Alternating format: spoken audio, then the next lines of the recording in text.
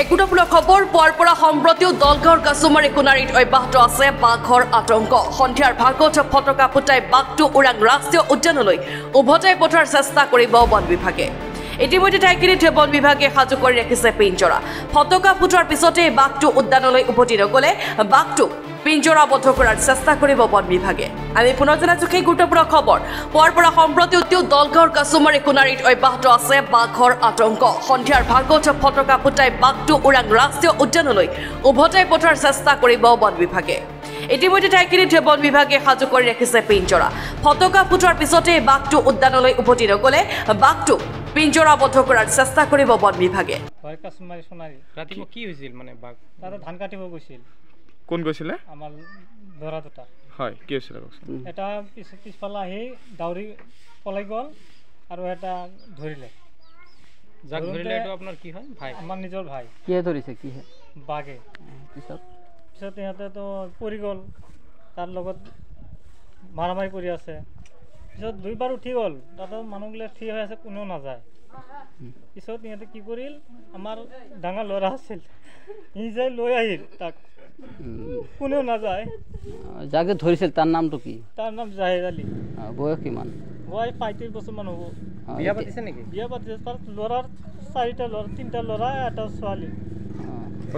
বৰ্তমান কেনেকুৱা অৱস্থা আছে? ক'ত আছে? এনেকৈ অৱস্থা আছে, মানুহবিলাক কৈ আছে বাঘে ধৰা মানুহ নাবাচে বুলি কয়। এতিয়াতো আমাৰ বিশ্বাস হোৱা নাই। ক'ত আছে এতিয়া বৰ্তমান? গুৱাহাটীতে আছে।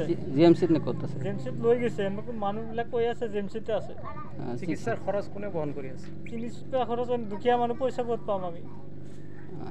যেনে তেনে 10,000 টাকা ভাও করে লই দিয়ে পটাইছো। সকালে দুটো বাচ্চা গেল ধান কাটতে, যাওয়ার পরে আমার কি এনার্জি গেল, চারে মুড়ি ধান টান কাটতেই আছে। তে গেল, আমি আর কোনো জিগাইলাম না, তা করে তারা আমার কিছু জিগাইল না। গেল আমি যা কইলার গোবর ফেলাবার ধরলাম, কইলে গোবর ফেলাবার ধরলাম, আমি কানে কিছু এলো কম শুনি। তো এই আমার পড়শি বাড়ি বেরিয়েটা কইলে হচ্ছে হাল্লা হওয়ার একটু তোরা শুনো না। তখন আমি কী করলাম, গোবরের খাঁদিটি নিয়ে দৌড় মারলাম আমার বাচ্চা বুকে। গেছি দিয়েছেন না, আমি বাঘটা যা দিইনি, বিষয় কথা কোয়ার পাবো না। ধানের মধ্যে লুকায় গেছে, গামছা পরে গেছি গে, আমি কিচ্ছু দিইনি, মানুষের পাশে উড়ায় নিয়ে গেছে গা, এটাই আমি জানি। হ্যাঁ, গুয়াহাটি আছে। কি নাম আপনার ছেলের? জাহাদ আলী। বয়স কত হবো? 30-35 হবো। এই যে ছেলের খরচ এখানকার চেপে নিয়ে গেছি, ধার ধুর করে 10,000 টাকা পাঠাইলাম। এখানকার কি করে মালিকে জানে।